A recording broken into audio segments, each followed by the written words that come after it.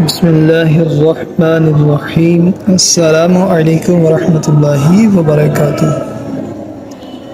حضرت داؤد علیہ السلام کی قوم بندر کیوں بنی؟ آج ہم اس کہانی کے اندر ویڈیو کے اندر یہ سنیں گے۔ حضرت داؤد علیہ السلام کی قوم کے 70,000 آدمی عقبہ کے پاس سمندر کے کنارے ایلا نامی گاؤں میں رہتے تھے، اور یہ لوگ بڑی فراخی اور خوشحالی کی زندگی بسر کر رہے تھے۔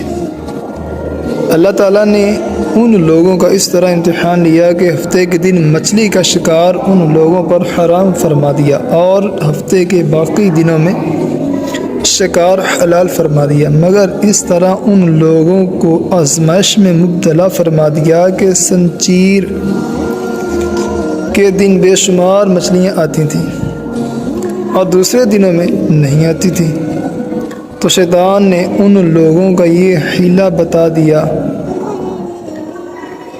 کہ سمندر سے کچھ نالیاں نکال کر خشکی میں چند حوض بنا لو، اور جب ہفتے کے دن ان نالیوں کے ذریعے مچھلیاں حوض میں آ جائیں تو نالیوں کا منہ بند کر دو، اور اس دن شکار نہ کرو، بلکہ دوسرے دن آسانی کے ساتھ ان مچھلیوں کو پکڑ لو۔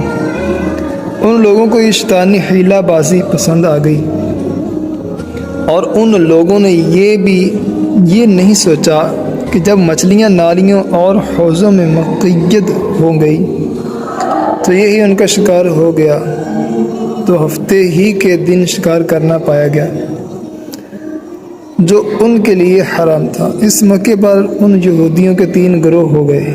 نمبر 1، کچھ لوگ ایسے تھے جو شکار کے اس شیطانی حیلے سے منع کر رہے تھے اور ناراض و بیزار ہو کر شکار سے باز رہے۔ نمبر 2، اور کچھ لوگ اس کام کو دل سے برا جان کر خاموش رہے، دوسروں کو منع نہ کرتے تھے، بلکہ منع کرنے والوں سے یہ کہتے تھے کہ تم لوگ ایسی قوم کو کیوں نصیحت کرتے ہو جنہیں اللہ تعالی ہلاک کرنے والا یا سخت سزا دینے والا ہے۔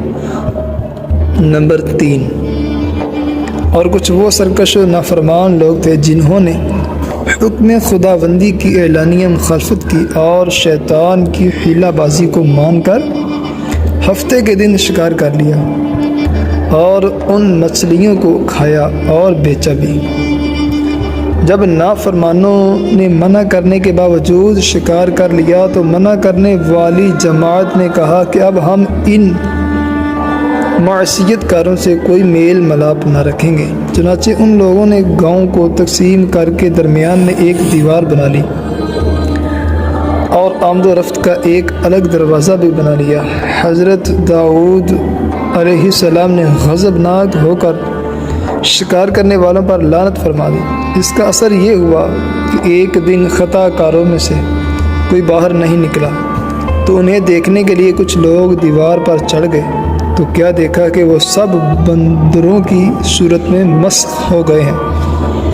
اب لوگ ان مجرموں کا دروازہ کھول کر اندر داخل ہوئے تو وہ بندر اپنے رشتہ داروں کو پہچانتے تھے اور ان کے پاس آ کر ان کے کپڑوں کو سونگھتے تھے اور زار روتے تھے، مگر لوگ ان بندر بن جانے والوں کو نہیں پہچانتے تھے۔ ان بندر بن جانے والوں کی تعداد 12,000 تھی۔ یہ سب 3 دن تک زندہ رہے اور اس درمیان میں کچھ بھی کھا پی نہ سکے، بلکہ یوں ہی بھوکے پیاسے سب کے سب ہلاک ہو گئے۔ شکار سے منع کرنے والا گروہ ہلاکت سے سلامت رہا، اور صحیح قول یہ ہے کہ دل سے برا جان کر خاموش رہنے والوں کو بھی اللہ تعالیٰ نے ہلاکت سے بچا لیا۔ اس واقعے کا اجمالی بیان تو سورہ بقرہ کی آیت میں ہے، اور بے شک ضرور تمہیں معلوم ہے تم کو وہ جنہوں نے ہفتے میں سرکشی کی، تو ہم نے ان سے فرمایا کہ ہو جاؤ بندر دھتکارے ہوئے۔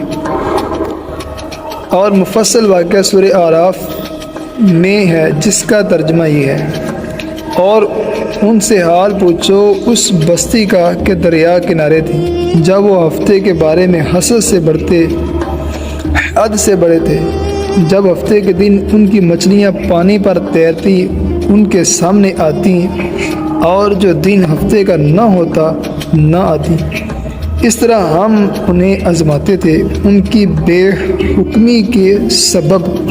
اور جب ان میں سے ایک گروہ نے کہا کیوں نصیحت کرتے ہو ان لوگوں کو جنہیں اللہ ہلاک کرنے والا ہے یا انہیں سخت عذاب دینے والا، بولے تمہارے رب کے حضور معذرت کو اور شاید انہیں ڈر ہو۔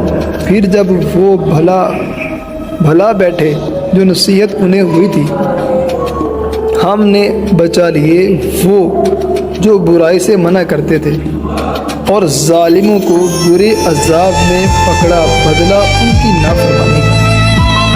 پھر جب انہوں نے منع کی حکم سے سرکشی کی، ہم نے ان سے فرمایا جو ہو جاؤ بندر دودکارے ہوئے۔ شیطانی ہیلہ بازیوں میں پڑھ کر اللہ تعالیٰ کے احکام کی نافرمانیوں کا انجام کتنا برا اور کس قدر خطرناک ہوتا ہے، اور خدا کے نبی جن بد نصیبوں پر لعنت فرماتے ہیں وہ کیسے ہولناک عذاب الہی میں گرفتار ہو کر دنیا سے نیست و نابود ہو کر عذاب نار میں گرفتار ہو جاتے ہیں اور دونوں جہان میں ذلیل و خوار ہو جاتے ہیں۔ نعوذ باللہ من ذالک۔ اصحاب ایلا کے اس دل ہلا دینے والے واقعے میں ہر مسلمان کے لیے بہت بڑی عبرتوں اور نصیحتوں کا سامان ہے۔ کاش اس واقعے سے مسلمانوں کے قلوب میں خوف خداوندی کی لہر پیدا ہو جائے اور وہ اللہ اور رسول کی نافرمانیوں کی پگڈنڈیوں میں بھٹکنے سے منہ موڑ کر صراط مستقیم کی شاہراہ پر چل پڑے اور دونوں جہاں کی سربلندیوں سے سرفراز ہو کر اعزاز و اکرام کی سلطنت کے تاجدار بن جائیں۔